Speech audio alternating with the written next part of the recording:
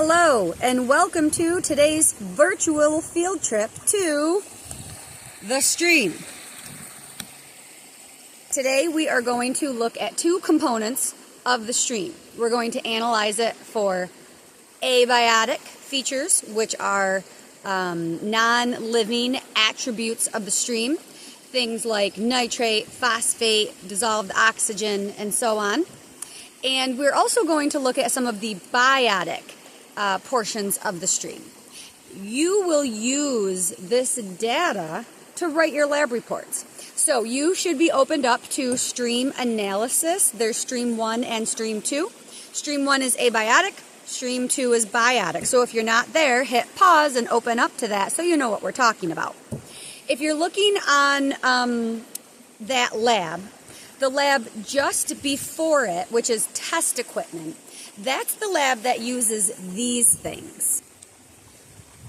Here I have our nitrate kit, and you can see that it says nitrate NO3 on there. This is the kit that we use for practice in the lab when you're inside the building, so you know what you're doing. I already know what you're doing, so I'm just going to do it right on the stream. But in that lab, test equipment, the one right before stream analysis, it explains a lot about what these things mean, wink wink, lab report, okay, for the stream as far as contamination, agricultural runoff, and all that fun stuff. So if you read the paragraphs, you'll see the permissible level for drinking water is blank.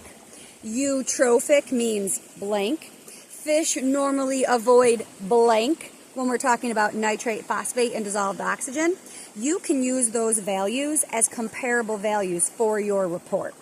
What we want to determine is if this water is drinkable. Now let me ask you a question.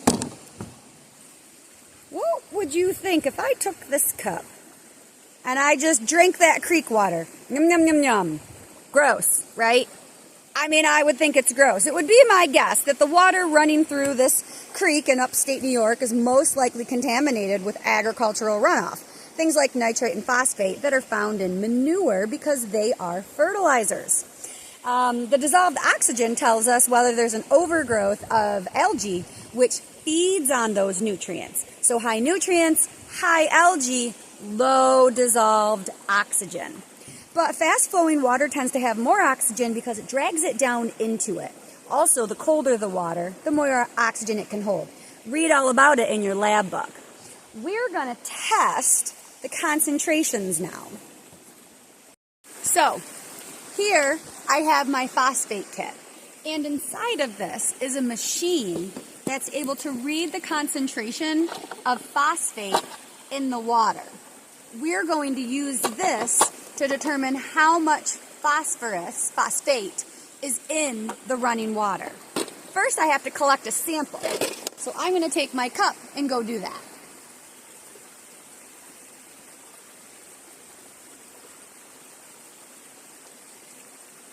Now I have my sample of water, and I'm ready to test. The first thing I'm going to do is use this vial that has distilled water in it, because that shouldn't have any phosphate whatsoever. I put it in the device. It has to be in complete darkness to read. And then I'm going to hit read. And there isn't any in there, but I'm going to hit 0 just in case. Okay? Now, if you read through test equipment, you know that 0.025 milligrams per liter of phosphate is considered eutrophic. And eutrophic is kind of just a fancy way of saying polluted. There's more nutrients than there would be naturally. There's not a ton of phosphate in the environment, but enough for plants to grow. So I'm going to now take some of the sample I collected out of the water, the creek, and I'm going to add a reagent to it. This stuff. It's why I'm wearing gloves, because it's kind of nasty. In order to see how much, and I'm filling my vial with sample water, in order to figure out how much phosphate's in that water, we have to have a reaction happen. The reagent reacts with the phosphate in the water.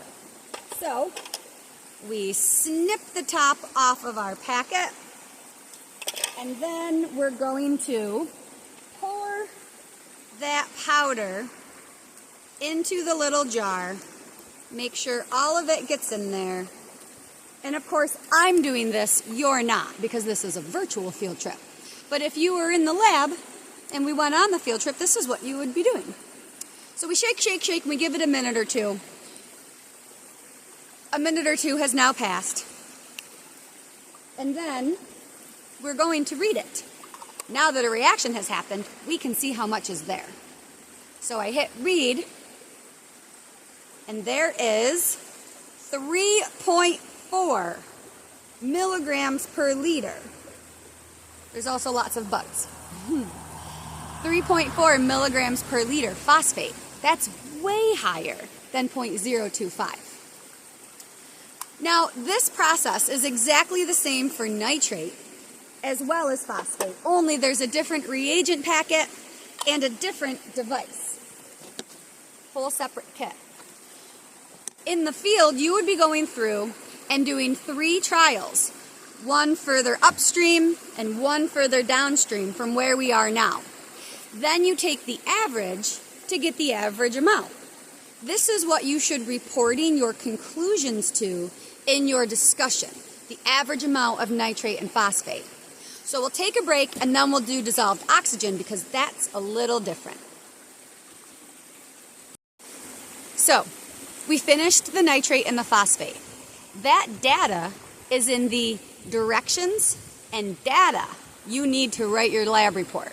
If you go on to your Brightspace site, you'll see in big, bold, red letters, this is what you need to write your lab report.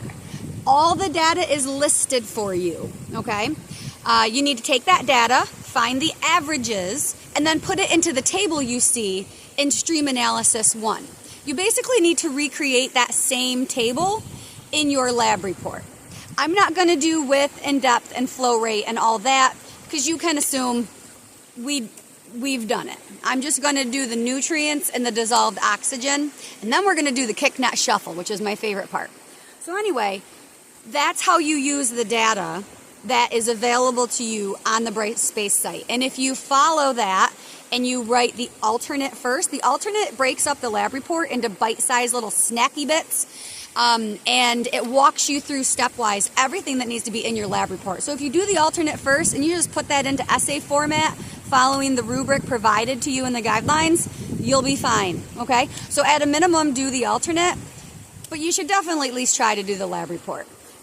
Anyway, now we're going to do dissolved oxygen, and this is more fun because we get to break things. So the kit looks exactly the same, only it reads dissolved oxygen and nothing else.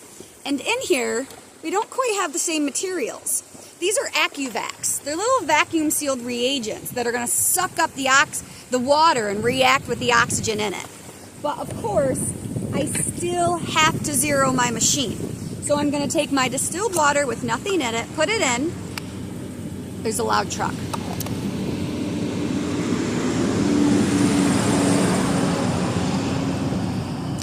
Oh, the joys of the country.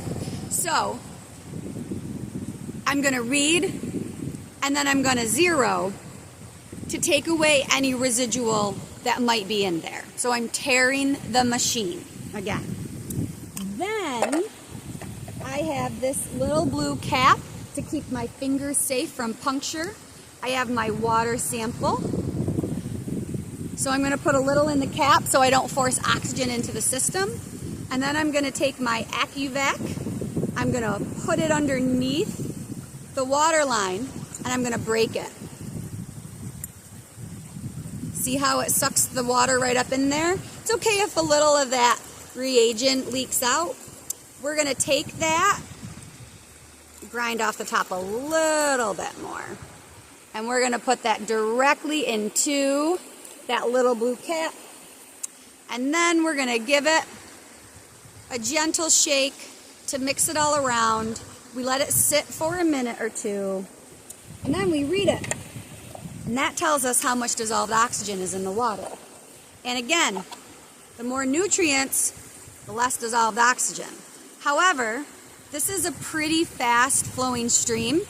It's about 22 degrees Celsius out today. that data, again, is all listed in your lab report for you, so use that. And we have about 7.89 milligrams per liter of oxygen in this water. So that's pretty good. It's higher than 5. 3 to 5 is too low for anything to survive. So let's see what's living in this creek. So now we're going to do the biotic portion of the lab, and we're going to see what kind of critters are living in this stream. Now, I'm not going to be able to show you any of the microscopic stuff because I'm not in the lab and I don't have a microscope. So I'm only going to show you the macroscopic things. That's the stuff that's bigger, big enough for you to see with your naked eye. So I'm going to go down here and do what I call the kick net shuffle, where I'm going to stir up the bottom of the creek, and all the little creepy crawlers are going to get caught in that net. And then once they're caught, I'll bring it over and I'll show you what's in there.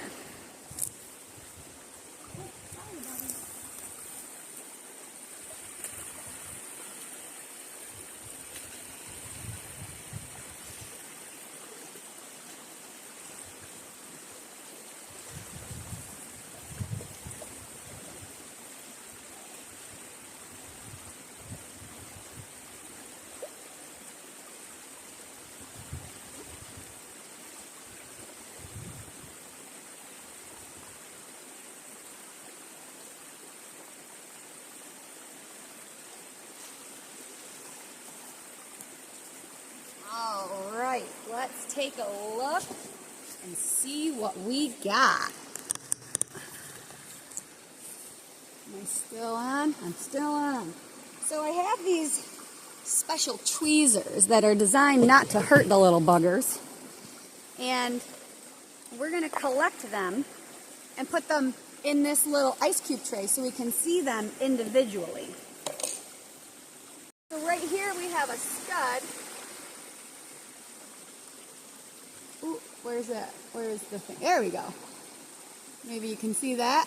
It's like a little, kind of looks like a freshwater shrimp. They're tiny. Don't eat them. I mean, I guess you could. And it looks like I've got a potato bug. I've got an earthworm. I've got another scud.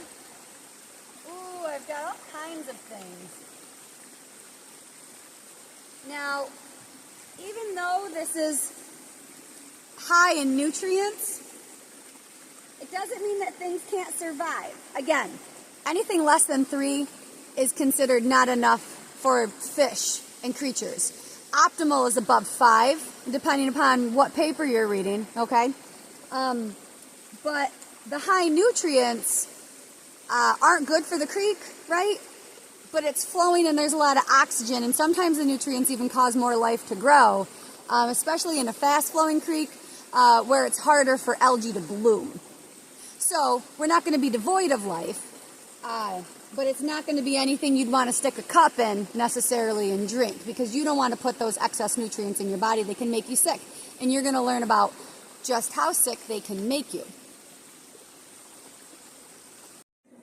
So here they are. These are the creatures we found. A lot of different creepy crawlies in there. Now, most of these are some type of fly larva. We have stonefly larva. We have, that looks like some type of caddisfly larva. We have a midge, which is like a little biting fly. They are not enjoyable.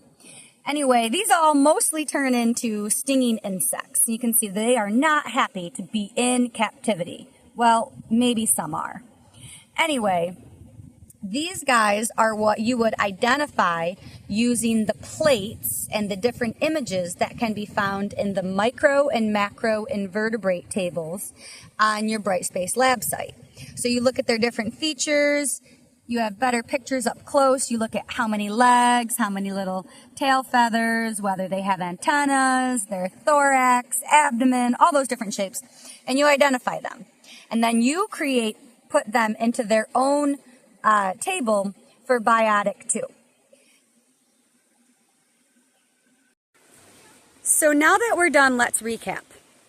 We did the abiotic and the biotic analysis. We tested for nitrate, phosphate, and dissolved oxygen. all of which are water quality indicators. We would also have taken the width, the depth, the flow rate, the air temperature, and the water temperature. But I'm not going to do all that today because you're able to use your imaginations. We did do the water quality concentrations, which are important because let's think on this little creek. I said, ew, gross. I wouldn't drink it. That's a pretty reasonable hypothesis that the water in the creek isn't safe enough to drink. And I would look up what is considered acceptable thresholds for nitrate and phosphate and compare my results to decide, is this creek or is it not able to be consumed? Because I might be able to walk out here and just have a drink. What if I said the hypothesis is that it will be riddled with bacteria? Are we testing for bacteria? We're not. So that's not a reasonable hypothesis. I could say that there's enough dissolved oxygen to support aquatic life. That would also be a reasonable hypothesis. I could also say it's clean enough to drink. And when you do the analysis, you're going to find out if it is or if it isn't. So your hypothesis needs to be relevant to the study that you're actually doing. We're not testing for bacteria, so that's not relevant. You'll take all that data that you find in the red boldface file that says directions and data, and you'll recreate the table you see in Stream Analysis 1. Use your averages, take those averages and compare them to acceptable concentrations from the lab manual, the EPA, any reasonable source to compare them to, and discuss them in your discussion. Was your hypothesis supported or rejected? Were your averages high, low? What does that mean? Is there an indication that there's agricultural runoff in your stream? We're not looking at urban. We'd have to look at all sorts of different types of chemicals for that. We're looking at agriculture and the water quality, the resulting water quality. And then we looked at the critters, and you're going to put that in your table 2, biotic data. So that's about it. Wraps up the virtual field trip for today. I hope you had fun. Email me if you have questions. Thanks.